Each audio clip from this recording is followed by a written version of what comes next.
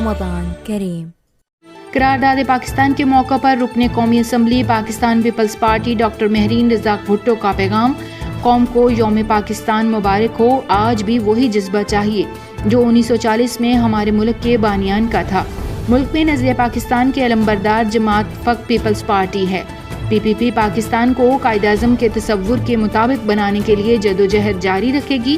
پاکستان کو پرامن، خوشحال اور ترقی پسند بنانے کے لیے سرگرم عمل رہیں گے۔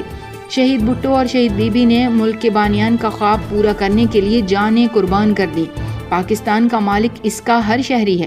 پاکستان بنایا تھا، پاکستان بچائیں گے انشاءاللہ۔ دہشت گرد جیسی لعنت کو اس ملک سے ختم کر کے چھوڑیں گے۔ ان چند مٹھی بھر دہشت گردوں کو ان کے عزائم میں کبھی کامیاب نہیں ہونے دیں گے۔ پاکستان کو مساوات پر مبنی جمہوری ملک بنانے کے لیے ہر شہری اپنا کردار ادا کرے۔ مہرین بھٹو۔ جی، آج ہم 23 مارچ کو پاکستان کی جب قرارداد منظور ہوئی، اس کا ہم ڈے سیلیبریٹ کرنے جا رہے ہیں۔